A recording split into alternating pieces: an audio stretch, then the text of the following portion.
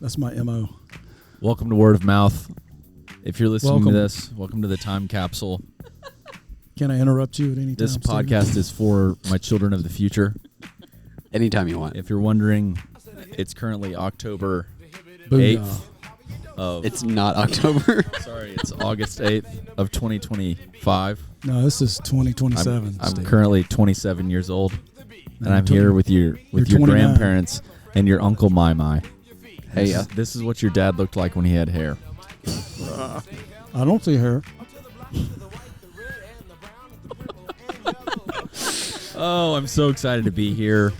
Today's episode is very special and near to the heart. We have a few guests on. Today. We have Shane and Susan Peacock. Everybody go nuts.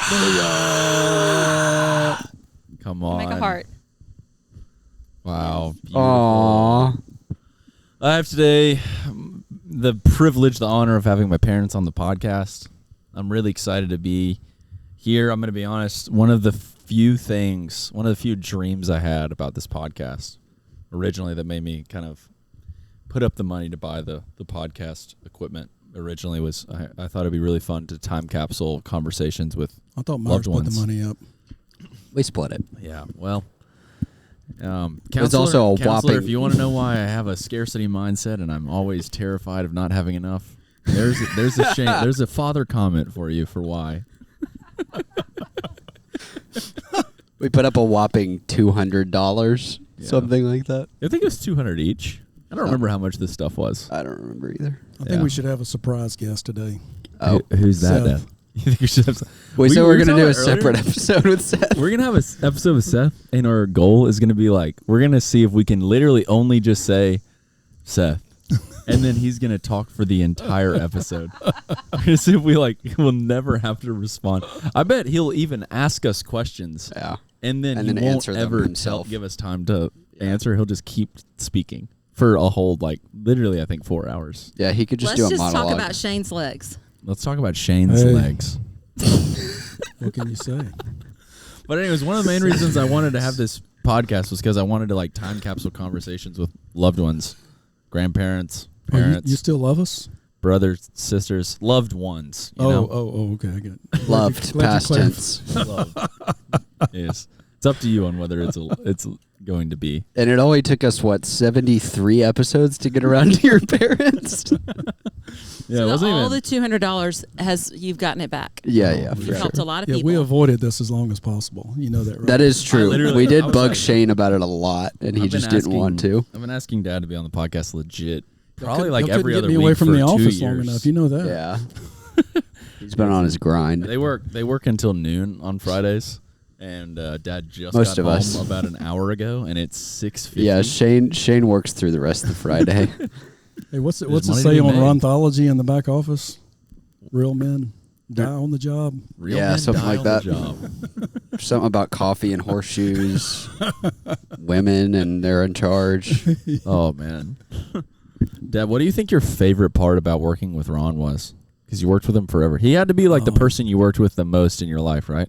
Yeah, he's golden. Just a golden man. Yeah, golden. Mm. Me and Susan used to say we wish we could clone him. Yeah, honestly, that would be kind of crazy for the Alabama fan base. I'll be honest with you. Ron came along about the time Dad died. I don't know if you remember that, but Ron was kind of like a father figure in a way. Is he the same age as your dad, or is he younger? He's older. He's older than your dad. He's probably 8 or 10 years. Oh, younger. sorry, he's but, I mean, younger. it's the same generation. Yeah. Yeah. How old is Ron? That means he's almost 90. Mid 70s. Oh wow. Paul would be 80-something, and Ron is in his 70s, I think. Yeah. Wow. Okay, that's pretty crazy. Ron had so many interesting stories. There were so many layers to his life and his family and his upbringing and the things that he knew everywhere to go to get anything decent. Yeah, Ron is this old guy who worked for my dad whenever my dad bought his company.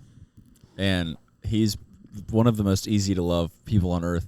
The only person who's probably more easy to love was his late brother. Oh, talking about Dale the dog. Dale and you're looking at behind Looking at you his handiwork. his handiwork, that white vinyl siding you see behind us right here in the background. Did you ever meet and that Dale? window? I never When met did Dale. pass away? That was probably like It's been a 5 while. years ago. It's been maybe longer.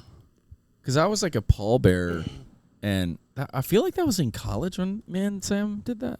Maybe I don't remember. Was I that in high forgot that school? y'all did that. Might have been That was very late respectful. high school, early college, something like that. Yeah, but his brother was like this. He had a colorful past, and he worked on. He was like a handyman for us forever. Long time. Dale, and now He was a jack of all trades. Now we have Marvin. now his buddy Marvin. No, Well, Marvin came with Dale. They were a duo. Yeah, they were. I forgot about that Yeah, too. they were the Yeah. dynamic duo for a long time. Man, that's kind of crazy. I want to look back and find like there's got to be photos of us doing that at his funeral. I don't know, but anyways, all right. Before we go on any further, tell everybody what your name is, where you're from, and we'll start there. Sounds good. You want to go first, honey? My name is Susan Knight Peacock. I'm Steven's mom, and Yeah. I was born in Virginia, Woohoo! Norfolk, Virginia. Moved around a little bit. My family is from North Carolina, and we moved to Prattville, Alabama when I think I was 8. I don't And think I realized you basically, were that that's old. where I grew up in I Prattville. thought you were like 4 when you moved to Prattville. So you went to your first few years of elementary Go school in Lions. where? In Pennsylvania? We moved from Virginia to Pennsylvania. Then we moved from Pennsylvania to Greensboro, North Carolina. Oh yeah. Then we moved from Greensboro, North Carolina to Lilburn, Georgia, which is crazy because when Shane and I moved You to moved to Lilburn before you moved to Greensboro, we moved from Montgomery? Greensboro to Lilburn. Same thing I had done when I was a little bitty girl. That's crazy. And then Prattville. Montgomery. All right. What about you, Dad? Born in Enterprise, Alabama. What's your name? Shane Peacock. Shane Powell Peacock. Shane Powell Peacock. Powell is that's my grandmother's maiden name. My father's mother's maiden name. It's a family name. Wow, it's cool. Born in Enterprise, Alabama, home of the boll weevil. If you didn't know that, What does that Bama mean? peanut butter. Oh, let's go. Is that considered in the wiregrass? Yes. Yes. What is the Yeah. wiregrass? It's the grass that has wires in it. I don't know, but they call that area Yeah. in Lower Alabama the wiregrass. I'm sure there's a reason. There's a story there. Huh. My guess is Ron probably knows the Ron story. probably knows. I would bet. Ron knows the Ron's best in barbecue Texas. place in that town too. Yeah, for sure. No doubt. Ron is going to be a resting theme in this episode, apparently. Hey, so you're from Enterprise, and then you didn't go to high school in Enterprise, though. No, Dad was a teacher in Enterprise. He got transferred to Tuscaloosa when I was about 5-ish. We lived in Tuscaloosa till I was 9-ish. Okay. Then from Tuscaloosa, we moved. Dad got a promotion. He got his advanced degree while he was at the University of Alabama, working in that area. And he got a promotion. He went and started working downtown Montgomery. We transferred to Montgomery in 73 or 74. And we lived there until they moved in 96. I moved to Prattville with Domino's Pizza Oh, yeah. in like 1984, 85, something like that. Huh. Did y'all ever interact with Birmingham at all when y'all were growing up in Montgomery? Did you ever come to Birmingham for anything? Yeah, I went to Birmingham. Was it Birmingham Stallions? Yeah, like the NFL or the sort of NFL team. Yeah, the one that Trump started. Trump started the Birmingham like Stallions? the U.S. Well, I mean, he started the league Oh. that went to bonk. The USFL. Yeah, So what it was? Bring back right now? USFL. So Wow, there's a Myers knowing what the sports league was. How about that? Yeah. Myers Sports is having an effect on you. Yeah, so I came up here. I mean, I've been to Legion Field to see football games when I was younger as well. Huh. Petra concerts in high school? Yes, that was in The Tuscaloosa. BJCC? I think when I went to Tuscaloosa with your friend from Prattville to a Petra concert. I thought you said you went to one at the BJCC before. No, Walden. What's his name? Chuck Walden. Chuck Walden. We went to Tuscaloosa. Was that Brian Denny? Or where? Or No, at the it will- basketball stadium? It was some venue in Tuscaloosa is all I remember. Oh, wow. I don't remember being at a basketball or football stadiums. I don't know if you know this or not, but my dad was actually in the process of being transferred to Birmingham when I was in 7th or 8th grade. And he would work in Birmingham during the week and come home on the weekends. And we were looking for houses in the Oak Mountain area. How about that? No way. Yeah. Yeah. But he did not, he ended up not taking that job. And he very quickly began working with First Alabama Bank. Wow. And we stayed in Prattville. Which First Alabama Bank is now Regions Bank. Yeah. So that's always super interesting to me whenever people talk about banks from a long time ago, and then they still exist. They just have different names and different colorways. But the general story where y'all meet is in Montgomery, though. Prattville. Or Prattville. Yes. Y'all keep making distinctions between Montgomery and Prattville. Y'all wouldn't just call Prattville Montgomery? No. In this Prattville, As Montgomery. a Pratvillian? I would say No. if you're outside of the state of Alabama, you would say the Montgomery area. Uh-huh. Like Gardendale is the Birmingham area, right? Yeah. When you're traveling, you say, "Where are you from?" Birmingham. Yeah, yeah. Yeah, like, I mean, me and Myers, like, legit are from Birmingham, you know? Legit, Really? you are. Now you are. 35222. 222. It's interesting. Myers bought a house that's, like, considered in North Avondale for one part of his, like, buying process. That was, like, what the address was considered. But then, like, some other part of his address says that he's in Forest Park. Yeah, 2 neighborhoods. I don't understand it, to be honest, but I think that according to the census, we're in North Avondale. But if you look it up on, like, Apple Maps, it says Forest Park. It's interesting. Yeah, When we what's lived in your- Greensboro, I don't know. I can't remember. We either had a Jamestown phone number and a Greensboro address or vice versa. We were right on the line. Oh, really? We're also on whatever this line is, wherever. Who's the responding fire department?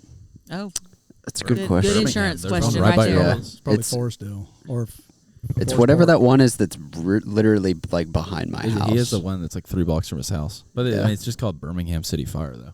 Yeah. Maybe. Either way, though. Anyways. I didn't know that about Pops almost getting transferred to Birmingham. Yeah. That's super interesting. You'll have to talk to him about it sometimes because it is interesting.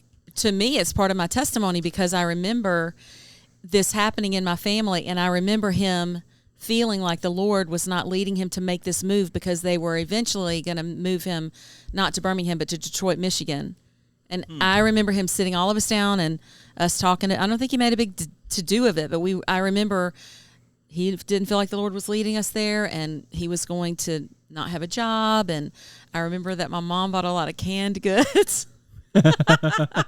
And very quickly, my dad had a job with First Alabama Bank. So it was a big time of praise for God provide for our family. That's awesome. And he finished out his career there. Had a really good career. Yeah. Hey, well, he's had a brief stint at Wachovia. You remember that? I was talking about that with Miles the other day whenever I went to go see him at First Bank, or not First Bank, Service First, where he works now. And I was like, I wonder what Wachovia is now, because I'm sure it's got bought up. But anyways, banking again. But I y'all, think it's Wells Fargo now. Wells Fargo bought Wachovia. I think. Yes. How about that? But y'all were married, or sorry, y'all were both living in Prattville, and y'all were both like post grad age, and that's where y'all met. Do y'all have any other stories from childhood before we jump there? Do y'all have any, like, what was childhood like for y'all? Y'all have siblings? Yeah, Do I have siblings? only 400. I have a wonderful family. I have 2 sisters, Shannon and Sarah, and have a brother, Spencer Allen. And, we had a lot of fun growing up, and I love them to pieces. And they're married and I have nieces and nephews, and we have a lot of fun when we get together. Yeah, Yeah, they're all like my brothers and sisters now. If you had to rank them, Mom, like, how would you rank them? I mean, everybody we're not knows. going I don't have there. to say it out loud. We're not going there. Sarah is everybody's favorite, Yeah, that's fair. but I love them all equally. Yeah, I feel like everybody's tied for first for me. You know what I mean? Now, I will say this. When I was growing up, Spencer got away with stuff that we never got away with, but he was a boy, and all the rest of us were girls. Yeah, that definitely And boys are changes things. different. Who is the oldest? He's Me. part of the clergy now, Okay. too. You know, this Yeah, he's special, a man of the special cloth. treatment. Well, when he was a child, we didn't know that was going to happen. Maybe we did. I don't know. One thing about Dad's dad that no one really ever talks about, he was a pastor. It was. Dad's dad was a pastor in a country church in like the middle of nowhere that he drove. Like he wasn't a pastor until he pastored that church at the end of his life, right? He was a pastor. He did bivocational ministry and felt called to do it for Did years he and years always and years. do that? Like he always preached and was a pastor at like country churches? When I was younger, he did it more, to supplement his income. He was bivocational. But as he worked his way up in the Department of Education with the state of Alabama, he took on more responsible, higher paying roles. Yeah. And when he moved to Montgomery. When I met him, I remember him talking about not taking a salary or not taking I think he said he wasn't going to take a salary. He was preaching at these smaller churches that maybe couldn't afford a pastor or maybe getting someone to stay on staff there was difficult. He felt called to a smaller church for the reason that they needed help and he could go help them. I thought that was cool. That is. Yeah, but when he retired, he did work full time for little or no pay at smaller country churches. Whenever he was for years, like probably he was retired for probably 8 or 10 years before he passed. Whenever he was doing it when you were like a little kid, was he like the church? What was the name of the church? It was Spring Hill Baptist, or what was it? Or Spring That's Hill's where they got married. That's where my mom grew up, Spring Hill. what's the name of the church that he preached at that was in Troy? Whenever he lived in Eufaula, that we used to go to. I don't Do you think it was remember? all the way in Troy. It was One like of them was really Corinth. far away. Pleasant Plains. Pleasant Plains. Yes. Was that not in Troy? No, it was in Clayton, Clayton, Alabama. mhm. But For it some reason, I was thought it was it in was a Troy. 20-plus mile drive one way. Yeah, it's pretty far. That is like kind of wild to think about for real. I didn't think anything of it whenever I was like 5 years old, but my grandfather like literally preached, and we grew up in this like huge like Baptist, like, like Sundays were like, it was like amusement park, it was so fun. Like the kids ministry had this whole wing of the building, and then we would go to Pawpaw's church, and it was like, the church was smaller than this house. Like it was so small, and then they had the room, and you could like hear the preacher preaching. There might not have. I think it was like you sang the songs, and then they're like, "All right, kids can go," and we kind of just like went in like a closet room, like right off the sanctuary, like, and every age was in the same like class, and I remember loving it in comparison. This was like all my 5-year-old brain, because I was like, "Oh, I get to go to Sunday school with my brothers." Aw. Like that was like the only thing I remember about it. And Mathis. Yeah, and Mathis. That's fun. Mathis is my cousin. James Mathis is my cousin who Good lived memories. there. Good memories. Yeah. Which is kind of wild because I didn't even think anything of it. I was just like, oh, this is pretty awesome. Because it was also like shaped a lot like the church that Mathis went to in like Eufaula First Baptist. Sure. And I remember thinking like it was the same place. Like I didn't think anything different of it, which is, I've never really thought about that. But yeah, he was like a full-time pastor at Pleasant Plains. Like he preached there like every week, right? Mm-hmm.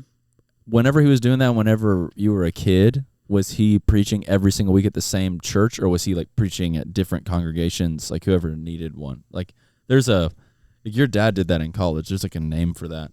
Yeah, I remember. Bivocational? There's like a rotation of churches in Alabama that yeah, don't yeah. have a pastor, but different people come in and preach like all the time. Like I think like Interesting. I vaguely remember Enterprise. He was a bivocational pastor at a church there. It was kind of a rural church. When we went to Tuscaloosa, he was focused on getting his advanced, degree in Didn't education. he work at the university Yes. while you were there too? Yes, he worked there. And went there. Interesting. One of my friends from Prattville that I met as an adult, Kirsten, they went to the same elementary school in Tuscaloosa, Oh, no. Cherry Avenue Elementary. What was it called? Skyland Park. Oh, not Cherry at all. 31st University Place, I think, is the one you're talking about. Huh.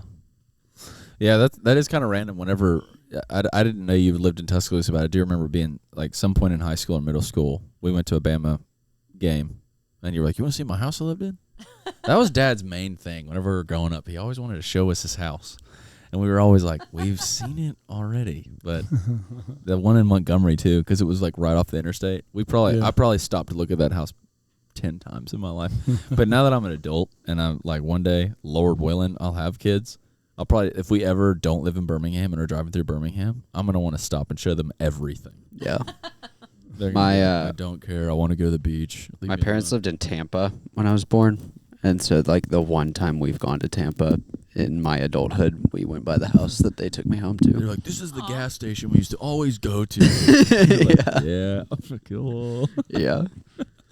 That's awesome. Okay, so y'all, memories from childhood. You have 3 siblings, and Yes.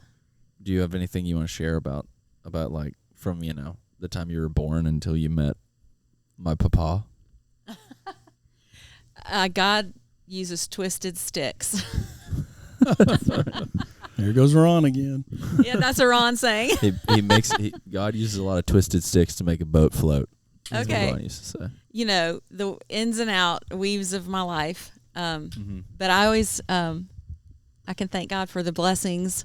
My family, being a Christian family, my parents, always having our home available to friends to come over, and they had a lot of friends that would come over and do fun things. And we always traveled and went to visit their parent. When we went home, we drove to North Carolina, Mm-hmm. and it was fun. It was good. Yeah. We go see our cousins and fun memories.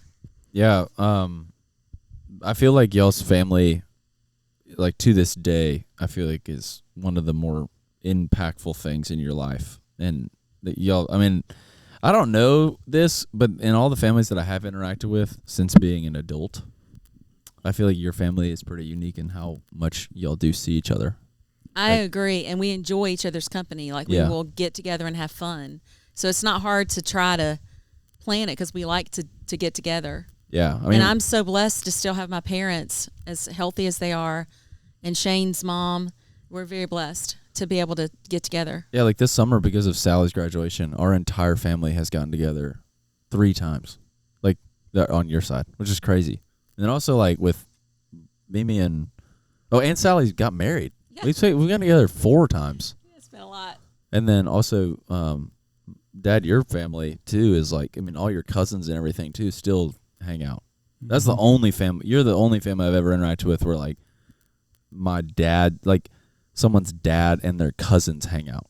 Like that, I feel like is so peculiar that you and like Charles are still hanging. You know what I mean?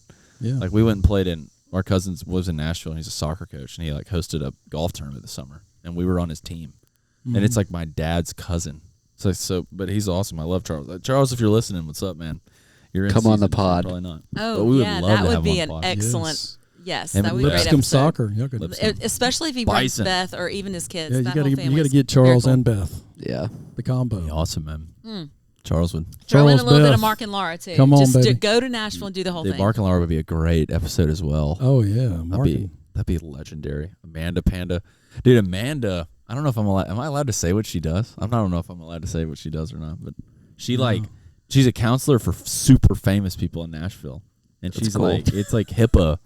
So she's not allowed to tell anybody. And she's not allowed to tell anybody who the people are. I don't even know if I'm allowed to say that. So we might need to, whatever. Yeah. No one knows. She her helps last name. other people too. She does. She doesn't just do. Hey, she didn't say anything. Yeah, that's right. I'm just her loudmouth cousin on my Amanda podcast. Panda Do Die She didn't Day disclose any Yeah. is getting married. confidential. Let's freaking go. Yeah. Legit. Let's go, Amanda. She deserves it. Yeah, she has Go off, queen. Client patient privilege. She has not disclosed anything.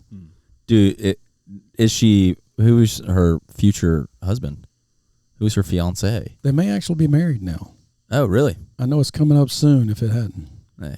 What's his name? I can't remember his name. I can see his Did face. y'all meet him? His face. Yeah. When? no, You've he's met a- him before, I think. He's a great guy. Is it the guy that she was dating, like, has been dating for a while? Yeah. Mhm. Oh, yeah. That guy's cool. I forgot his Yeah. name. Yeah, cool guy. Shout out, dude. Shout out that guy. I saw Amanda at the wedding. I was like, Amanda. Legend. She's like always everybody's favorite cousin. I couldn't tell you why. She just was. She's awesome though. Yes, she is. But yeah, Dad, your family gets together. You have one sister, Rhonda, yes. legend. Legend. Tell the mother story of about Rhonda and the James pogo Mathesware. stick. Ooh. Yeah, she smashed her face pretty good with a pogo stick early. She had braces on, and it kind of flipped out from up under her, and she went face down. Did it mess with her braces? I think the braces saved her teeth. Oh, wow. It's kind of crazy. Ouch. Yeesh. That's not the story I was thinking of, but that's What a were, good one. What were you thinking? I don't There are know. I thought multiple there was- pogo stick stories with I Rhonda. thought you did something to get. I thought the pogo stick story involved you as well. Oh no! She tied There's up my like- hands. I Yeah, it I was- made her I'll mad tell you a one good time. story. One time Shane left his house, and his dad, instead of trying to go find him, we Yeah, didn't have snuck phones out. back in the day. Mhm. Yeah, he Snuck snuck out to out. go hang with my girlfriend. Let's go. Randall Peacock just got in his bed and went to sleep. I snuck back in the window. Guess who I found in my bed? That's really funny. Dad hacks. What did he say to you? He says, "Just lay down, and go to sleep. We'll pick this up in the morning." Okay, that's a good wise thing to say. Just so you know, you didn't get over it. Did you sleep at all that night? Not much. That is I so had to pay the piper the next morning. Yeah. That's awesome. How old were you when you did that? Were you in high school? I was probably 15-ish. Was it worth it? No, not Be careful, really. your wife sitting beside you. Oh man, it's funny. There's like a 100% chance that Dad does not remember that girl's name. You are absolutely right. That's crazy. I remember the guy I went with. Wesley was the guy's name that I went with. Oh, whenever you snuck out. Oh yeah, we were on bikes. And we- Awesome. Your dad went Middle everywhere of on the a night. bike when he was younger, and they let him just go places. And one time he was going to get a haircut, and he had to go over this barbed wire Barbed fence. He wire would fence. throw his bike over it, and then he would climb over it, and he That's where snagged these- his leg on it. That's where these stitches right here came from. You see No that? way. See that scar right there? Yeah. But he Climbing didn't a go barbed back wire home. fence He is- kept on going to the. I just took my shirt to the off and barber wrapped shop. it, put a tourniquet around it, and went on to the barber shop to get my haircut. Yeah, And That's tell him crazy. what they told you when you got to the barbershop. Yeah, they saw it. They got to the I got to the barber shop and they're, "Oh, we need to call your mom." I'm like, "It's okay. Just go ahead and cut my hair. I'll ride back home." They're like, And- "No, I think we're gonna call your mom." He had paper route since a very young age. That's You know, another back when you crazy ride your thing about bike my and throw dad. the paper. I mean, my dad quite literally he lived the Sandlot when he was a kid. Yeah. I think so.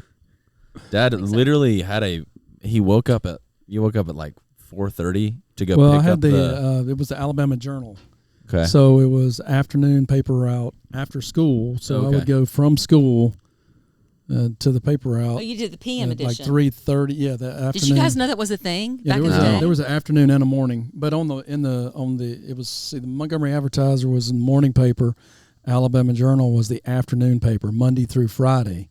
Saturday, Sunday they called it the Advertiser Journal. It was a combined paper. and it had the comics in it. and it went out in the morning. So Saturday mornings and Sunday mornings, I'd get up at 5 a.m. I'd go down, pick my papers up, and run throw the papers. I had about 120 or so, houses. and I'd be back home by 6:30 or 7. Go Wow. to church, go to do whatever I was doing that day.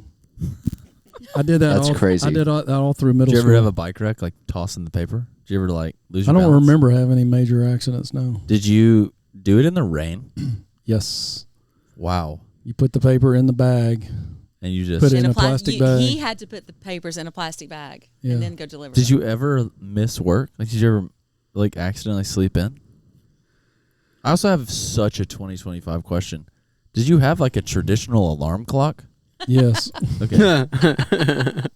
Okay. Yeah, I did oversleep a time or two, but you just get up and pick it up and go do what you got to do. Huh.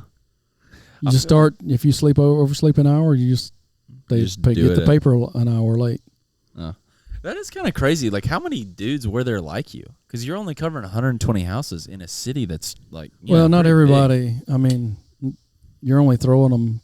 You're only doing like maybe every, if there's 10 houses on the street, I mean, maybe only 2 or 3 are getting them. Right. Okay, so Not you were- everyone Not everybody long bought it. got yeah. the paper. How But, long was many your people bike would get the ride? paper on the weekend, but they might not get it every day. It was a neighborhood adjacent to mine, so it was. I probably covered 10 blocks, maybe. And where 8 or would you 10 go blocks? to get the papers? Would you go like all the way to downtown Montgomery to Oh get the no, papers? no, it was there was a convenience store. The truck would drop them Oh, on the okay. sidewalk of the convenience store, and you just show up. Snag them. Now, a lot of times I would get there before the truck would drop, and I would just sit there and wait. That's crazy. Okay, so like before the smartphone, and quite literally before the paper, what did you do whenever you would sit there? Would you just like literally just sit there, like throw rocks? Throw rocks. Yeah. That's awesome. That's great. Okay, one But thing there was a convenience store next door, so if you had a nickel in your pocket, you go next door and get you a piece of gum or something. That's right. Because That'd you be could get a pretty piece fun. of gum for a penny. For 1 penny. You could buy a piece of gum for a penny. Wow. I don't even think you could purchase a singular piece of gum right now. I don't think so. anywhere would Remember do the kind they used to wrap in papers, the bubble gum? Uh-huh. Like Yeah. double bubbles? Oh Yeah. That's kind of that would be kind of fire if that was like a thrill. Be like, oh, I'm trying to go get a snag a piece of gum. I'm pretty It would bored. probably be literally like $1.30 or something nowadays. Okay, so but before we move on here, Mom, another thing that you left out of yours, which I'm kind of blown away you did, was you had like terrible car accidents in high school, and that I feel like was a huge part of your story. Yes. When I was 16, we had gone to North Carolina for spring break, and I came back home from spring break, and it was a Sunday, and my church had really fun. What year in high school were you? This was 1985. I was a junior. Okay. And they had a really great program for the youth with choir on Sunday. And every Sunday we would show up for choir. Then we would have like a little sandwich supper thing. And then we would go to training union. And then we'd go back to church. The choir would sing at church. And this particular Sunday night, I left church when I was supposed to be at training union. And we were going to, I think we were going to pick somebody up. I really don't know. There's 5 people in the car. And there were 3 girls in the back seat. And my friend Chase was driving, and I was sitting in the front seat. Well, I was talking to the girls in the back seat. And he pulled out into oncoming traffic. And it hit the door that my back was facing. I do not remember this accident. I probably start remembering things. Did any of the girls in the back seat get hurt? No one got hurt like I got hurt. I think there were 3 girls in the back seat. I think there were 3. One of them's name was Joella. I think there were 3 back there. Anyway. Yeah, obviously you were pretty knocked out. Right. It was really bad. It was really bad. And what I'm saying is truth. I had on shoes. Kind of like bowling shoes, and they had those little.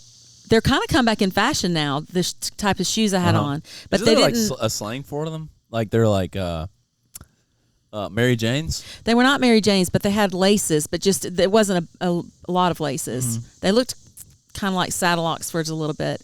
But one of my shoes was. Neither of my shoes were on my feet after the accident, and one of the shoes, the shoelaces was not even in the shoe. That's how bad the impact was. It's crazy. And so I don't remember. I mean, I feel bad for them that they even had to see it or experience any of that. I don't remember it. But they took me to the hospital in Prattville, and it was just really scary, really bad, the news that they were telling my family. And years later, I met a lady.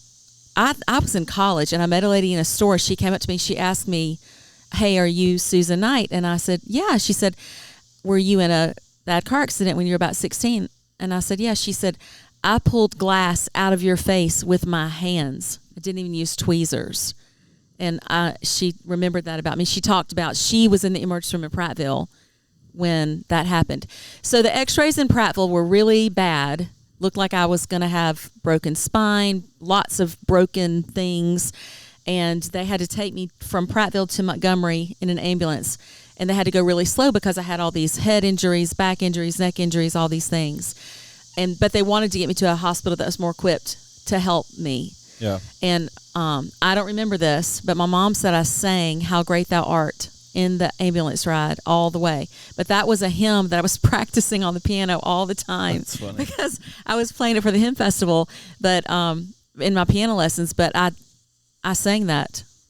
Wow. Like while you were While I unconscious. was in transport to the hospital in Montgomery. Something happened to me between the hospital in Prattville and the hospital in Montgomery. I speak truth. something happened to me, I credit it all to God, because when we got to Montgomery, it wasn't as bad as what they were expecting. It was still bad, wasn't as bad. Mm-hmm. So my spine basically was broken.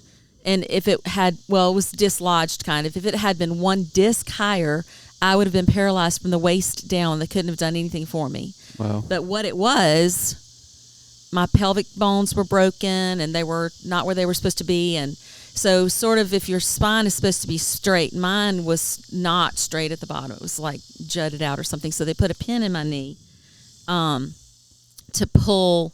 They put a pin in my knee that put me in traction. Gracie says they still do this at the hospital. Yeah. Well, this is where I start remembering a few things. I remember them. How many days later was this? Like 2 days? This is the day. I was kind of in and out because they put me like in a comatose stage. Uh-huh. But I remember my mom just covering my face with her hands. And I remember they couldn't put me to sleep because I had head injuries. And they had to drill a pin through my leg to put the traction they literally in. use like a DeWalt screwdriver to do this. That's why Gracie's talking about it. And then the guy they literally took it. drill a rod like through the side of your knee and out one other to where they can hang your knee up. Yeah. It's crazy. You can see the scars on my legs. Well, he took it and it moved, so to take it back out and do it again. So I have 2 scars on this side. This side got infected, so I have a larger scar on this one. But they put me in traction. I was in traction for several weeks. Traction means they're holding your leg up. Uh-huh. Like they drill a hole in your knee so they can hang your knee up on the rod and to maneuver your back like easily back into place. Right. So it's like they're like moving her back just with gravity like over time. It's crazy. Yes, and it did. I didn't have to get a rod in my spine or anything. Everything kind of lined itself back up.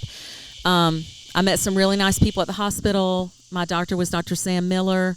There was one nurse there that we just our family just fell in love with her. The people from Prattville were extremely supportive of me during this time in my life. I still remember I got a little book that was called As You Recover, and I read it so much. It had scripture in it that was really encouraging to me. But when I was in the comatose stage, and I'm speaking truth, when I was in the comatose stage, I was talking to Jesus like I'm talking to you right now. He was talking to me like we are sitting here talking, and I knew that's who I was talking to. And he was telling me I was going to be okay. And I was telling him to please tell my mom and my dad that I was going to be okay. And I felt like I could see fields of flowers. Yeah. And it was beautiful, and I was 100% peace, calm. I wasn't in pain. I wasn't nervous. I wasn't scared. I was talking to Jesus like you talk to a friend. And I knew that's who I was talking to, and I knew he was telling me I was going to be okay. And I wasn't even asking him why. And this thing is, I think if you go through a traumatic event like that when you're older, it's harder. I was almost like childlike faith, I was young and naive, and, just I'm thankful. I'm thankful that God showed up for me in this way. It was a very real thing for me. Yeah. And anyway, he got me through it, and I really read my Bible a lot. And because we lived in Prattville and this hospital was in Montgomery, eventually my mom didn't stay with me every single night because I was there for several weeks. Yeah. And so one of the nights that I was in the hospital, because this bed had this big bar over it, something happened with the bed. And I was in the hospital over Easter, and there was a huge inflatable Easter bunny sitting on the top of the bed. And I used to call the nurses in there because I'd get bored. This was in 1985. The TV went off at midnight to the screen of just, Yeah. So I would talk to the ladies that were working all night long. They'd come in there and talk to me. Well, I had like a nurse collar that was pinned to the bed, and I would call them and we would talk. And this particular night, they were very busy. And they had told me, like, we're really busy. You need to go to sleep. Well, I saw the bunny tilt. And so I reached up to get the nurse collar, and my whole bed fell over sideways. What? Yes. I did not know that. The whole bed fell over sideways. And so here I am rolling out of the bed, and there's weights on the end of the traction things that are pulling on you. And just bless my parents' heart because they got all those phone calls, and I called them. I just fell out of the bed, but they put me back in the bed. I don't know. Somehow a trash can got lodged under the bed and hit a button or something that made the whole thing fall over. One night I was in the hospital and there was a tornado and everybody else was in the hall and they were all bundled down and not me. I was up in my bed. I had a big boom box, one of those big 1985 boom boxes, and then WHHY 102 in Montgomery. We would listen to that, and so I had it on that station, and we were Y102. We were listening to the weather. Everybody was hungry down, not me. I'm in traction, this big tall bed in the hall. And you're in high school, so you're immature, right? And so one night, some people came to see me at the hospital and encouraged me, and they had made cards hanging off the walls and just really nice. And I could have died on this one night because they brought my dinner in while the girls were in the room, and I didn't eat it. And they were like, "Don't you want to eat your dinner?" No, I'm fine. I'm not hungry. Well, as soon as they left, I started eating the dinner.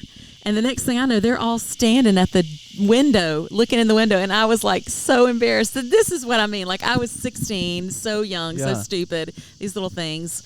But wait, why were you embarrassed? Because you were having any hospital? Because I had just said, "Oh, I'm not going to eat it." Oh, and I went to the window and I was like eating the food. So, just stupid high school. But the Lord was really with me during those days, and she changed my life during those days because I grew as a Christian so much during that time. Yeah. God's word just came alive to me off the pages of Scripture, and I knew what I was facing. I knew what they were telling me. I knew what He was doing for me, and I knew what He was going to do for me, and He did for me. So, do you think that impacted why you went to the University of Mobile instead of Auburn or Alabama or something I love Jesus so much. I knew I wanted to go to Christian college because I just love Jesus so much. Now, did I always make the right decisions? No, because I'm not perfect, and everybody's got their things. But I loved Jesus so much, and I just wanted to serve Him and be around people that loved Him and knew Him, and and I knew I wanted to go to Christian college, and I visited a lot of schools, and I almost went to Jacksonville State, which is a great school. For music? I was going to do Well, I got music scholarships, but I was doing education. Gotcha. So, but I got down to the University of Mobile and had so much fun. And interestingly, the night that I had that accident, this girl named Allison, who ended up being one of my best friends, she was in a restaurant and saw the whole thing happen. No way. Yeah, and we ended up being roommates in college our freshman year. She had just moved to Prattville. She was sitting in a restaurant. She was sitting in a restaurant, saw the accident happen, her family or something. Anyway, we ended up being roommates and made great friends at the University of Mobile. I had so many fun memories there. It was crazy. Gracie was a nurse the other day. She went in and there was a really bad car accident with some high schoolers, probably 3 or 4 weeks ago. It's these kids were probably 16, 17, 18 years old, and the guy that was driving was drunk, and there was 3 girls in the truck and 2 guys in the truck bed, and he ran off the road, and the 2 guys in the truck bed died.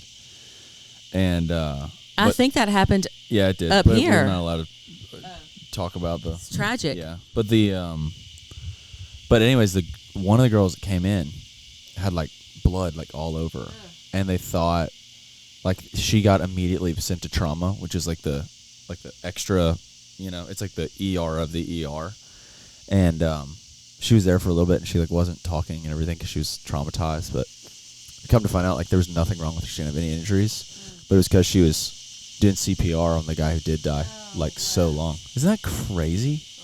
Yeah, but yeah, Gracie literally I don't know if she cared for it, but she one of the people in there, she interacted with the guy who's the 18-year-old who's the drunk I'm glad she was there. I'm glad. I know the Lord used her. And he was just yeah, it's crazy. The dude's gonna go to prison.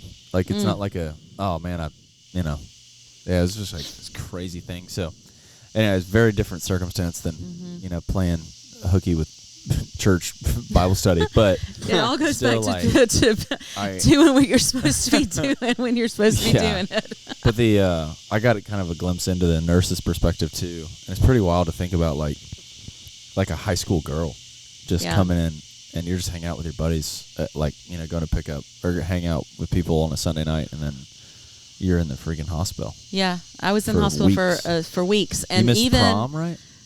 oh well, this really nice guy had asked me. We were just friends.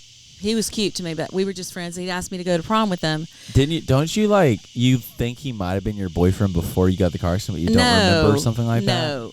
16-year-old Susan would have been all for that, but no. He was tall and handsome, but anyway, he came to my hospital room the night of prom, and different couples came to my hospital room the night of prom, like in their outfits and stuff. And cool. He brought me a corsage. They pinned it on the pillow, and we hung out for a little bit. And then I'm sure he went to prom, but apparently they put a picture of me on the screen at prom, and the collective. Aw, but I was a junior that year. Wow. Did you get to go your senior year to prom? I did. I actually went with the guy that was driving the car in that accident. No way. Mm-hmm. Wow. We were What a guy. we were just friends, but yeah.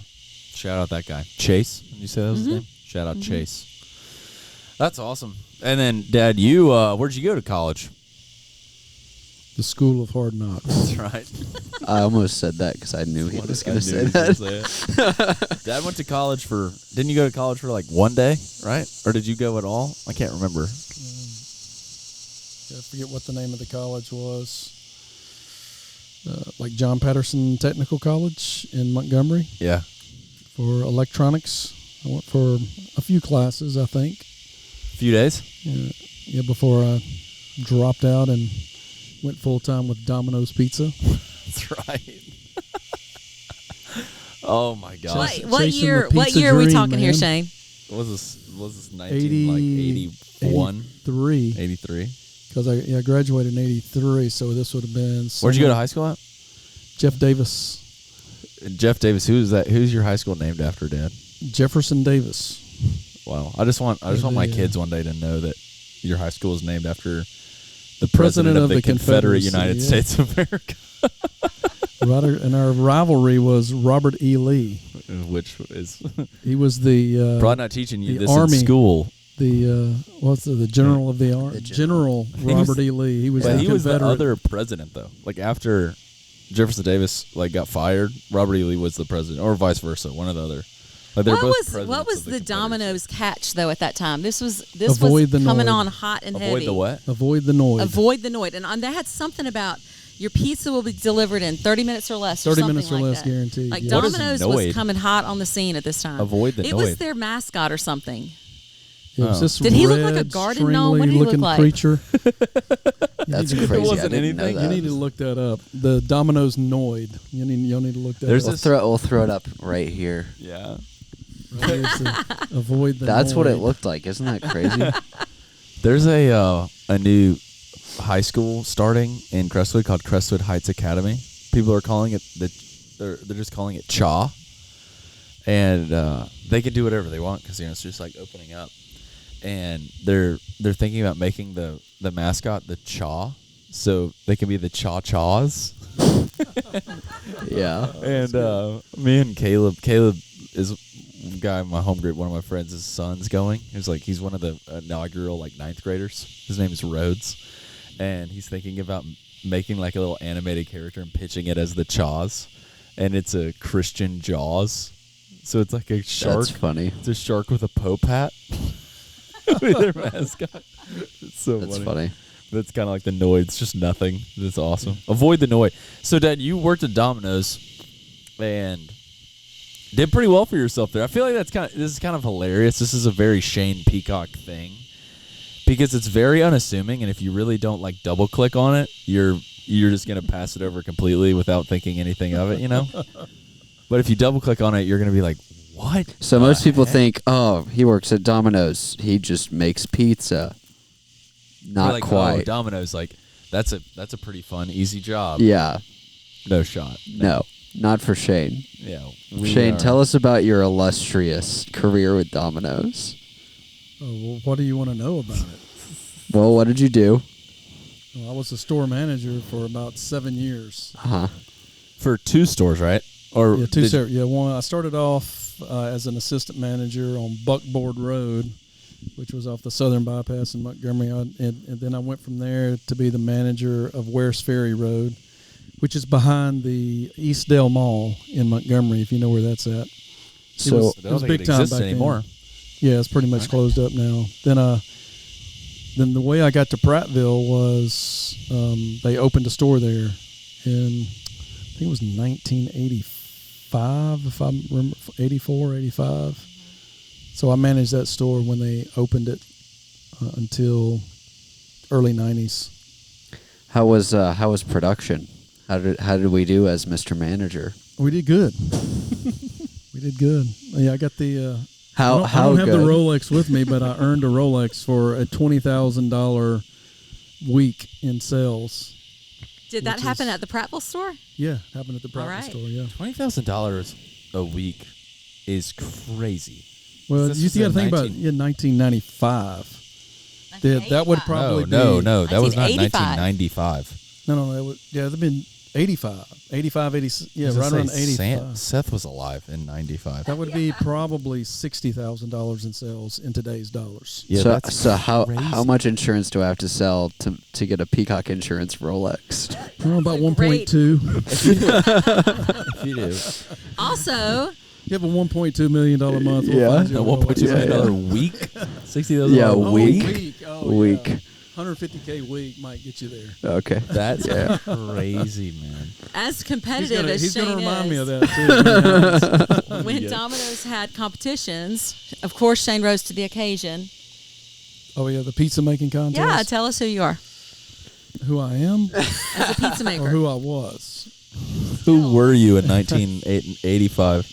The Well, fastest I- pizza maker in the United States of America. No, not in the U.S. I was the fastest in the Southeast. Let's go. And from there, I went to they called it a world competition, but it was more like a national competition. Yeah. And I placed third or fourth in that. So it was a lot of fun. Crazy.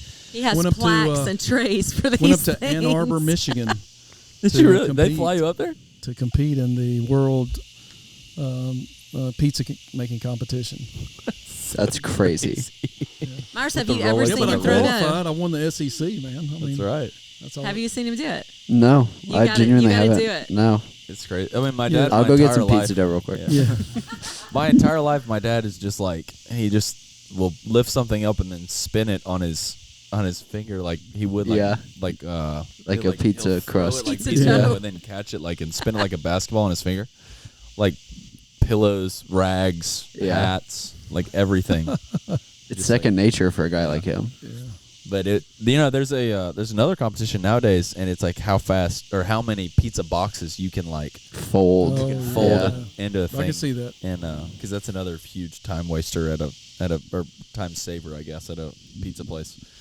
But yeah, Dad, you ran 2 Domino's, and I think the interesting thing is at this point in at least Montgomery, delivery pizza, you were kind of first to the scene for delivery pizza, Yeah. and you The actually delivery did of any kind of food. yeah, That's the only kind of food that was being delivered to your house.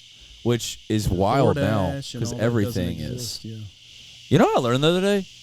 DoorDash is more expensive because you have to pay the delivery fee, but also the menu items at the restaurants are like if you go to the restaurant, it's cheaper to buy the same things at the restaurant than it is on They DoorDash. mark it up. Yeah, like the restaurants do. Like they charge $5 more on like pad thai than you would if you went to the actual place. It's kind of crazy. I didn't But know that. delivery is like so prevalent now. Obviously, pizza delivery is so prevalent now. But y'all were the first pizza delivery place, and there was no competition. So your area was like just pretty much everywhere. So that's like where in Montgomery, there was probably about 5 different stores through it in different even parts of at your town. first time, or even before you moved to Prattville, there was Yeah. 5. Prattville was that number just 6? the only store in Prattville, but Montgomery had more. Yeah. Montgomery had Norman Bridge, Buckboard, Atlanta Highway. How many West Ferry. They had people? 4. How many, like population wise? How many people do you think or what do you? How do I say this? Like your area. Do you think it was bigger when you were working in the Montgomery store or in the Prattville store? How many houses were you serving? Well, the delivery area in Prattville was, I mean, you had the whole city. Okay. So I would say that area was bigger. That's probably like, what, like 50,000? I don't know how many people live in Oh, Prattville. no. I'm talking about like geographically. It was probably 20,000, 20,000 18 people. or 20,000 people in Prattville at the time. Yeah, which is a lot of people that, you're the only delivery service. Yeah. And like Domino's, whenever it came out, they legitimately were like 30 minutes or it's free, right? Yeah, 30 one minutes point. or less. Yeah. So there's a lot of hype around that. I feel like that makes it make a little bit more sense why he was like Domino's was so. I feel like Domino's now is like it's great. We love Domino's. We almost exclusively eat Domino's now, which we used to Sort not of, do that. yeah. But we, it was pretty wild. Like back then, it was kind of the premier pizza place in that city, the premier food delivery service in that entire city. And Nowadays, they would it's just be like another one. so busy on Fridays, of course. Yeah. And then after Shane stopped working there, he would still go back and help people that used to work for him that were now managing it on the Fridays. Huh. And then he would come to my house after. Wow. But it was not unusual for a pizza being delivered in my neighborhood to ring my doorbell and bring me flowers that he had sent for me. That's and then awesome. he came. And then, of course, Sarah, she's 12 years younger than me, so he would come over on Friday after he got off that fast shift and bring pizza, and we would just eat pizza with Sarah, and it was fun. Wow. And then, so now we've gotten to the point, Mom, you went to University of Mobile. You what would you major? Did you major in education? Education. Okay. It took me 5 years to graduate because I had a lot of fun, especially my freshman year. And I wasn't even doing terrible things, but I was going to go around and find somebody to hang out with. Yeah. And if that meant I'd slept in the next day, I didn't really care. Skip some class.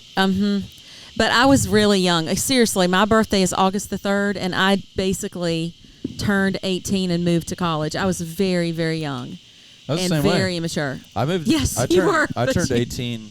I remember July being 27th. I remember being at church the summer before I went to school, and I was talking to Morgan Ramsey, and she was like, "You're 18. You're about to turn 19." I was like, "No, I'm literally 17," and I was Yeah. like moving to college in 1 month, Yeah. which is crazy.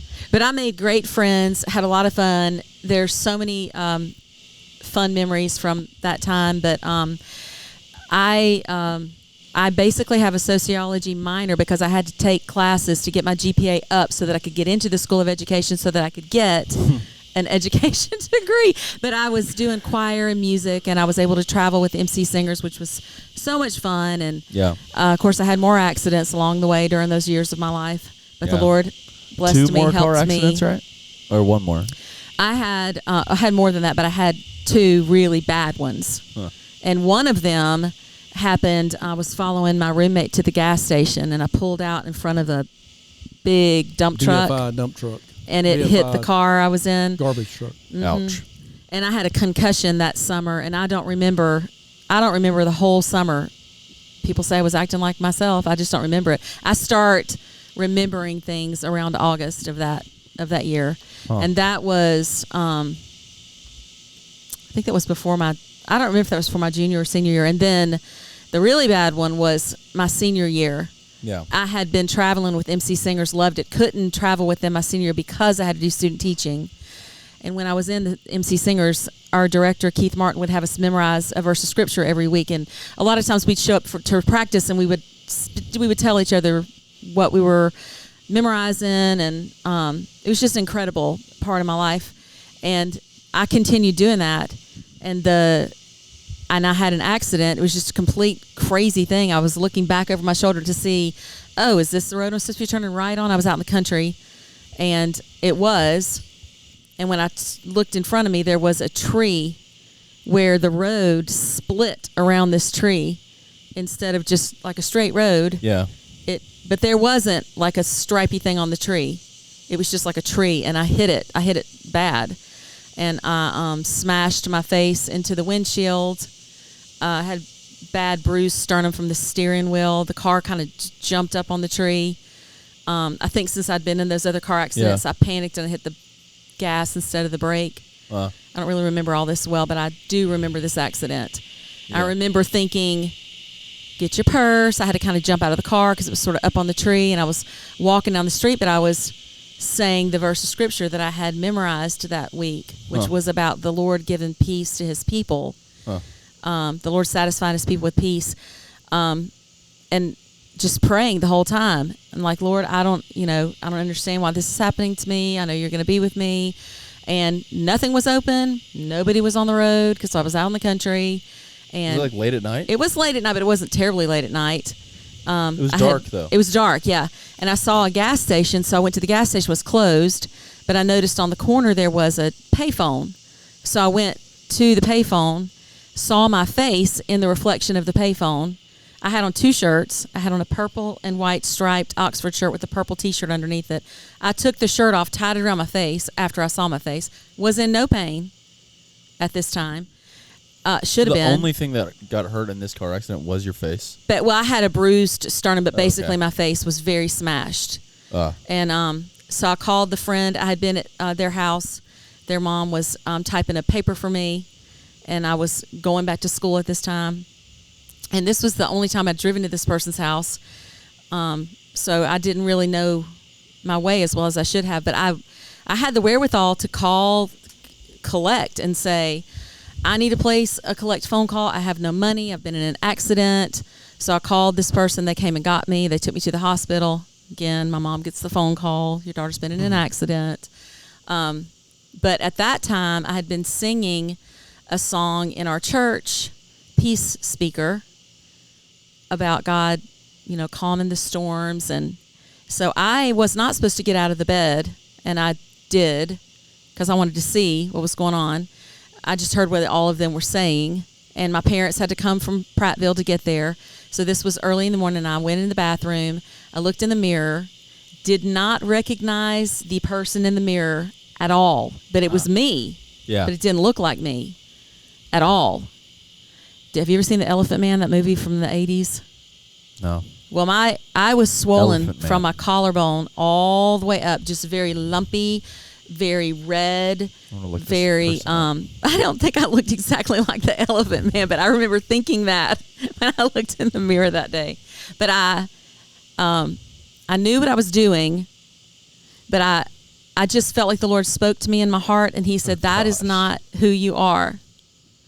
He said, let me see it. Yeah, that's what I thought it looked like. He said, but it was more like it was from here. Like couldn't, it was from here all the way up. But I was looking in the mirror, and I was just like, Lord, I don't know. And He said, that's not who you are. Who you are is who you are in me. Yeah. And I knew it to the bottom of my core. It didn't matter. It didn't matter. He was with me. He was who I was all about. And I literally sat on the floor and sang the Peace Speaker song in the hospital. And I knew what I was doing. I was having a moment with the Lord. So the nurses came in there. I knew what I was doing, though. And and literally the song says, it was such a lovely day. The sun was shining. And then, boom, all these things happened, right? So anyway, that started that year of my life. And what year in college? I was a were you? senior. I was a senior in college. Like your actual senior year, or your my your super senior? actual when I graduated senior year. Okay, so you're super senior. I was So but they did surgery on me. They cut me from just under my nose all the way back, basically to my ear, and pulled my cheek out, and my face out, and my cheek was like Rice Krispies, they said. Oh. So they took pieces of my whatever this bone eyebrow. is whatever this bone is under your eyebrow. They took pieces of it, and they put it in place where your cheekbone is supposed to be with pins and screws. Oh. My nose is still broken. It sticks out right here. It's still broken from that wreck. And they stitched me up inside my mouth. And I still have weird nerve things on that side of my face. But they you really can't tell unless you're looking for it. Like sometimes you might see my face and think it looks swollen a little bit or something. I think my glasses covered up a lot.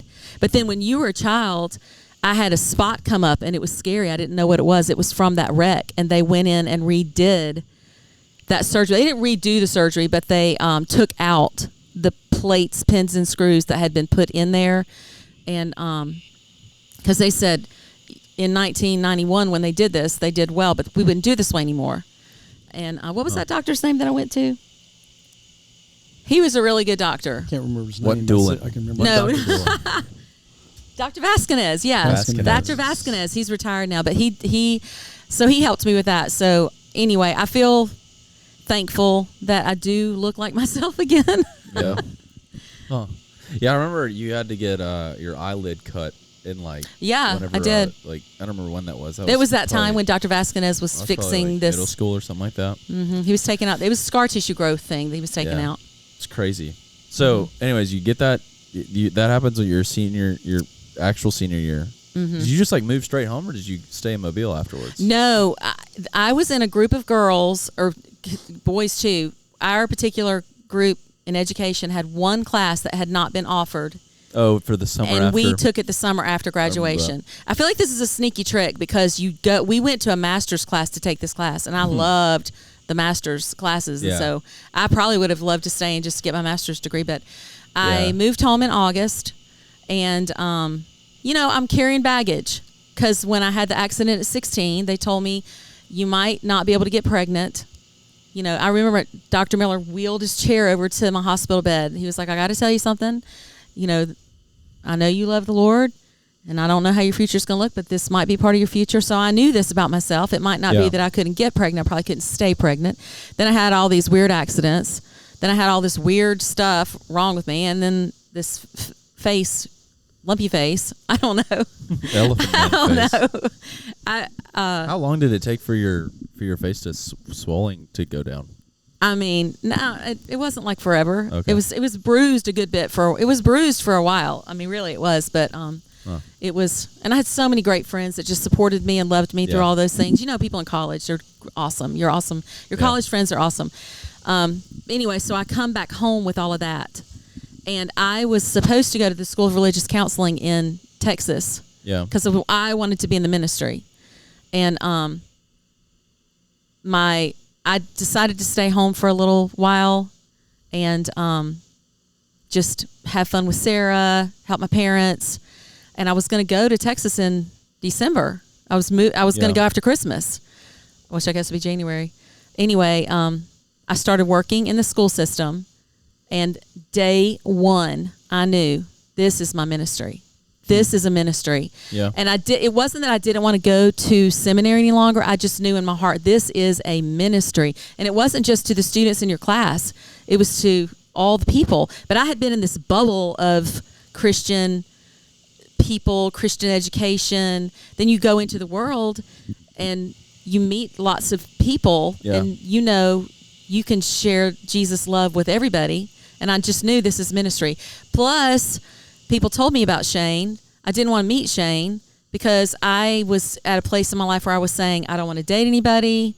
I'm just going to focus on my relationship with Christ. I feel like before you jump into these things, what you kind of give you kind of need to give more context for what you were doing, because I feel like we need to know what you do and for it to make sense why y'all were in the same place.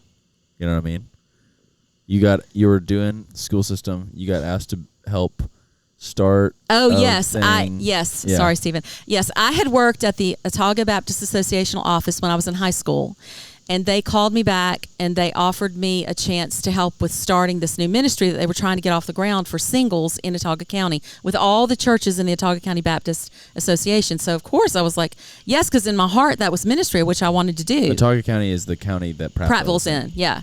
And they had 20-something churches. Autauga County. Autauga County. Also, and, for anyone who doesn't know, Prattville is it's like a suburb. It's north of Prattville, right beside Montgomery. Yeah, it's a suburb of Montgomery for sure. Yeah. My dad worked in Montgomery. We lived in Prattville. A lot of people do that. I guess we kind of talked about that earlier. Yeah. Either way, yeah. Anyway, so I the started like a YoPro ministry, young professionals.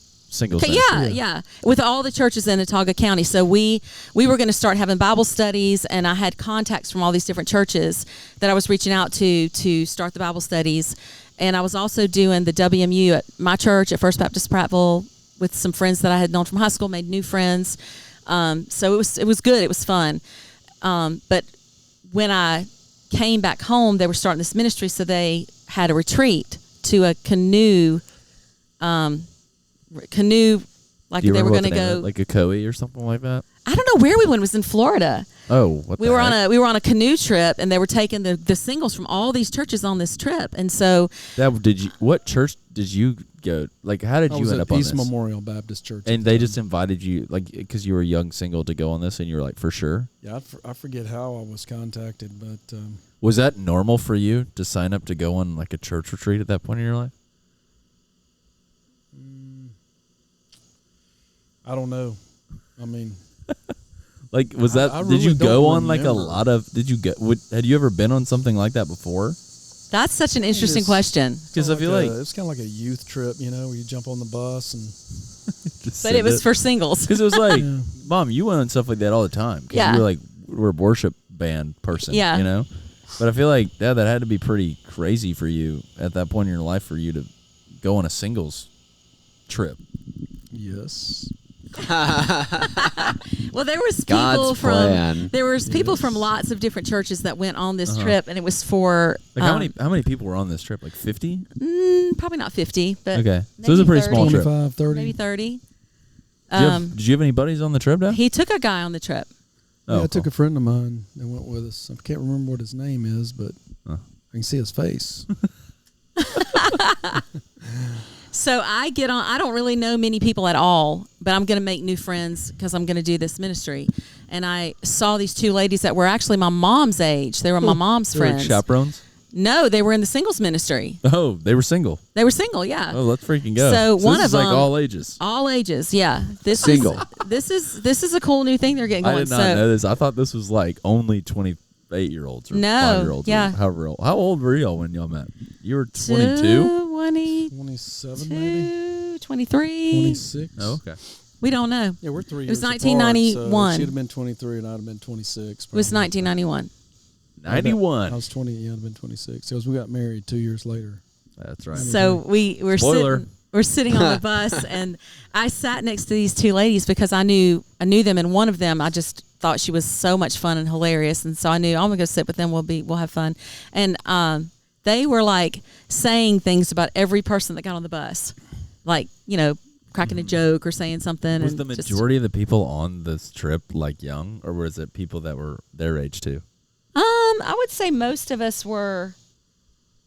I don't know. It was probably a good. Well, I would say most of us were in our 20s or 30s. Well, I'd say 20s and 30s. Yeah. Yeah. Anyway, Shane got on the bus, and they said, "Come back here, sit with us." Awooga. And they were like, Cha-cha-cha. they were Cha-cha-cha. like, Cha-cha-cha. they were like pointing at me like, "Who is this guy? Who's the guy?" I was like, "Oh, I don't even know. I don't know," because I'd never met Shane. Yeah. I'd just been told about him, and I didn't want to meet him. And so Shane, You had put been told about him? I had been told about Shane, and I didn't want to meet him because I wasn't going to date anybody. Why did you? Who told you about him?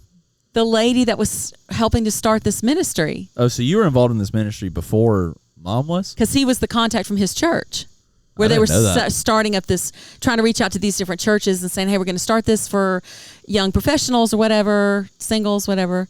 And go. so he puts his pillow down behind these two girls, and the girls that were beside me were like, "Oh man, he's missing out. He's missing out." Shane legit turns around, puts his eyes on me, never takes them eyeball to eyeball, leans down, picks up the pillow, walks down, sits right behind me. And we started talking and on that trip. Wow. Rest is history. Rest is history. That's crazy.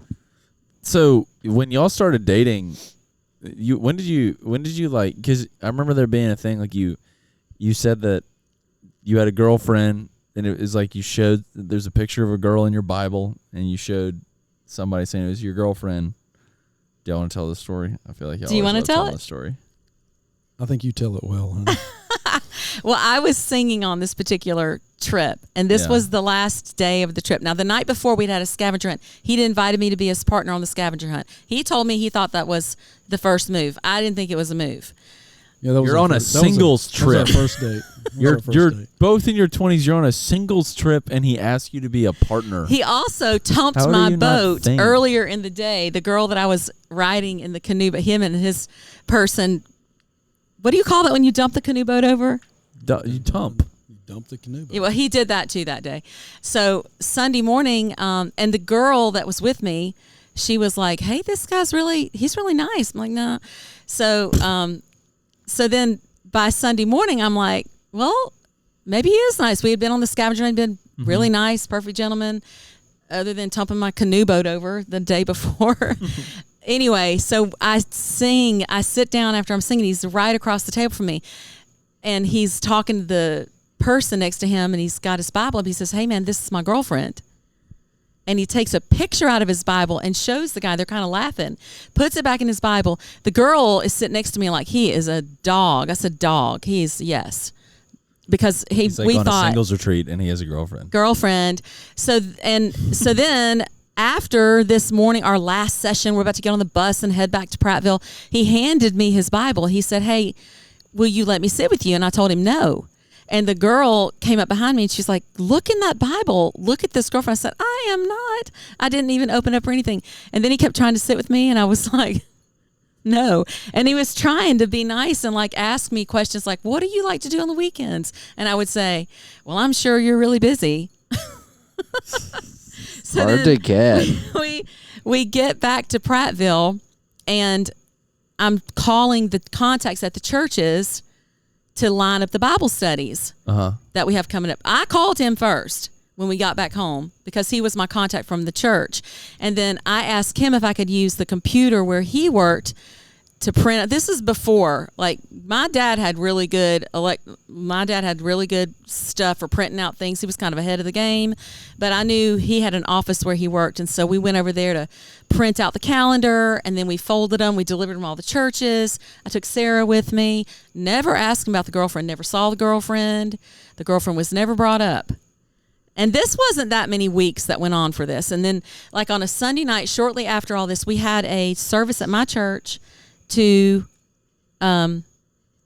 talk about this new ministry. So all the churches came, and Shane's parents came to that. Because in the meantime, they had gone to the beach for Labor Day, and he had told his parents about me. So that was a different thing. And so they came to the service on the Sunday night. They met my parents at the church, and that night he told me, "I think you're really nice. I'd like to date you." That's when I said something about the girlfriend. And he just laughed, and he went out to his car and got his Bible, and it was a picture of Shane. On Valentine's Day, he had taken Hershey Kisses to the old ladies' Sunday school class. So he has long arms on all these old ladies, grinning from ear to ear. But like I said, twisted sticks. And my past and Shane's past and all the things, the Lord really worked all that out, because by the time all that happened, me and Sarah, we had already had lots of fun. Shane had already come over to my house. We were starting this, he was the contact at his church. My parents had met his parents. And so by the time all that happened, my parents already really liked him a lot. Yeah. It wasn't that big of a jump to dating. So whenever y'all were dating, did you go to East Memorial then? Or like, how did that work? I was going to First Baptist Prattville when I moved back home during this time in my life. But when we got married, we did a thing where we went to East Memorial for 6 straight weeks, every service.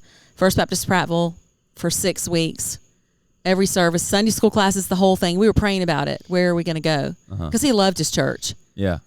And I liked that church too, but we ended up at First Baptist Prattville. And the guy that was our Sunday school teacher was the man who showed up at our house on a Sunday afternoon and asked Shane to work for Guide One Insurance. How about that? Wow.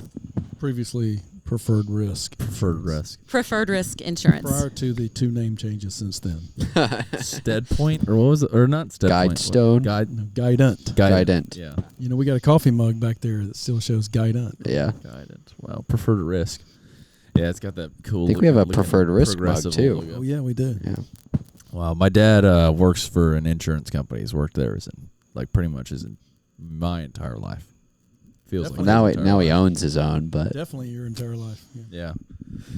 Hey, well, that's where we get to the point where y'all meet each other. You dated for a year and a half, or a year, get engaged on a golf course, and then now you're married. It's 1993? Question mark.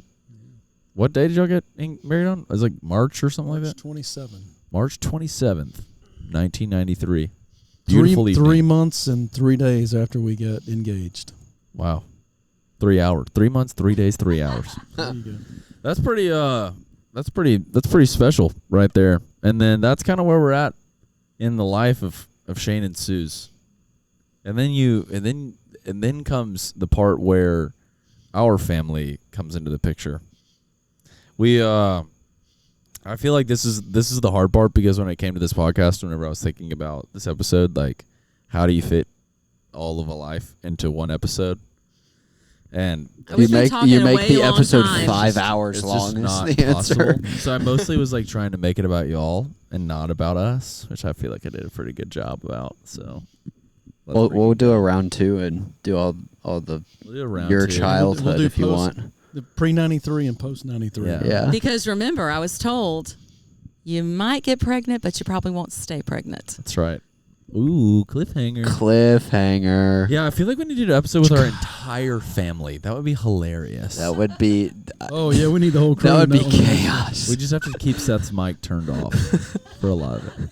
I won't be on, but I'll be on the soundboard and I'll just mute people who are not talking, and I'll point at people and say, "You go." We'll be in the middle of the conversation. Seth will be like, "I was at freaking the line at McDonald's this morning." I'm joking. No, that's awesome. 93. Dad and Mom lived in Montgomery for like what, a year before We lived in Prattville. Prattville for a year before. y'all moved to When we were North first Carolina? married, we lived with both of our parents for 6 weeks because we were finishing this house. Oh yeah, and then y'all moved to Greensboro. Yeah, Greensboro, Like North Carolina. 1 year after. Pregnant with Seth. and then y'all did. And then that's No, we whenever the lived family in started. Greensboro for 4 years, and then we lived in Yes. Atlanta for 4 years. Before Yes. y'all got pregnant, what was y'all's favorite pre-kid marriage memory?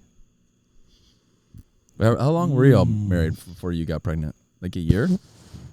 Yeah, about a year and a half. Well, we didn't know how it was going to go. Like we really Yeah. thought we really thought our family was going to be put together through adoption, and we knew that God puts families together in lots of Yeah. different ways. And we had tough conversations about this before marriage. Well, And, it couldn't have been more than a year and a half, because we got married in March of 93 and Seth was born in February of 95. Yeah. Oh, We so he's decided on born, our like, first 2 years after anniversary. you got- Yes. We decided on our first anniversary, let's just see what happens. Yeah. We talked about it at that time. And then I was teaching school with some girls that I had known from elementary school or high school or different Yeah. things. And this was one of those days at the end of the school year where you go get lunch at, the students are not there, but you're cleaning out your classroom and whatnot. And so we went to lunch, and they, when you get certain questions at certain times in your life, right? You get, you're when are you going to get married? Then you get married. When are you going to have children? It's the things. And so they were asking me, and lots of people in Prattville knew my story about my accidents and all the things. So these girls were like asking me, when y'all going to start trying to have children? I was like, well, we kind of are. And they were like, well, are you pregnant? I was like, no, I'm not pregnant. Well, how do you know you're not pregnant? Oh, I'm sure I'm not pregnant. And Shane was gone. He was traveling with preferred risk insurance because he had gotten this job. Yeah. And they dared me to take a pregnancy test. I didn't even buy the test. The girls that I was at lunch with. That's hilarious. My house was close to the restaurant that we went to. They bought the pregnancy test. I didn't even read the directions. I didn't buy it or anything. So I go in the bathroom, and this one girl tells me what to do. I didn't like pee on a stick or something. I don't even know. I didn't even read the directions. And she looked at the test, and she was like, get out of the bathroom, get out of the bathroom. You have to wait like 3 or 5 minutes or something. Yeah. 2 lines, so pregnant. Ah. That's crazy. Wow. So I called my sister Shannon, who very sweetly was so helpful trying to help me figure out, how do I go tell Shane that this has happened? Because he was somewhere north of Birmingham. For all I know, he could have been in Gardendale. I don't know where he was. He was with Charles somewhere doing. That'd be crazy if you were in Gardendale. I don't know where he was. I just know he was north of Birmingham. So I wrapped up a onesie that said, hang on, Bama, I'm coming. Uh-huh. It was an Alabama onesie. I wrapped the pregnancy test in the Alabama onesie, and I put it in a little tiny box. And I went and found him and knocked on his hotel room door and gave him a present. Yes. That's awesome. Wow. And then we went to dinner with Charles that night. That's so fun. Yeah, who is Charles? Charles Owen, the guy that was our Sunday school Oh, teacher. That's awesome. That was taking Shane around to show him what to do with this new job. That's like you right now, and Shane is like Charles Owen. Yeah. Wow. He didn't teach me Sunday school, but I am working for Preferred Risk. Pretty much. That's awesome. Well, I think we'll stop it right there, but because if we go any further, then it becomes a part of the story that if you talk about Seth, you have to talk about Sam. If you talk about Sam, you have to talk about me. If you talk about Egon, talk about Sally. Talk about Sally, you got to talk about Nick. You got to talk about Gracie. You got to talk about Oliver. You talk about Oliver. Sheesh, man. We'll do an episode with Oliver. We'll do an episode with Oliver one day. And the family tree broadens. Broadens. Yeah, it's pretty awesome, though. That's great. Hey, well, thank you so much for being on the podcast, Mom and Dad. I love you guys a lot. We love you. So Thanks proud for of hanging you. out. Yeah, thanks for being on, Dad. Took 73 He didn't say episodes. hardly anything. I talk too much. I think anyone in Vegas who was wise with their money would have bet on that one. So. All right. Hey, well, cheers. Thanks so much for listening, everybody. We love you so much, you wombats. Myers, do you have any parting words for this episode I just had with my parents? I don't think so. I think your parents are awesome. I used to call them my Birmingham parents, but then now my parents do live here. So, but I think you guys rock. They're You call us the Gardendale parents. Yeah, Gardendale parents. Your parents are your Vestavia parents, and my parents are your Gardendale parents. Yeah. Your parents are my built-in BFFs. Yeah. I've been saying that for years, Built-in waiting for them to BFFs. move here, and they're finally here. Finally. Oh man, shout out Robert and Jelena. Hope you enjoyed that. So Robert, Jelena. They're listening. My dad's probably running right now. Yeah. It's a long run. Hold Yeah. on. And again, I saw we got a 9:20 pace the other day on. oh, chill. He went for a PR today or yesterday, and he did a 5K at 9:01. Wow, Ooh. Speedy. dude, he's flying, man. Yeah. He's breaking my time zones. Yeah, I bet his heart rate was freaking. I kept like a super low. I'm not talking about this on the podcast. Never mind. Yeah. Thank y'all so much for listening. My children one day in the future. I might not even be alive right now, but I love you a lot, little Ronaldo. I love you. All right, Peace out. cheerio. Big Cheers. love. Bye, guys. Oh, that was fun. I went on. you got about how That was way long.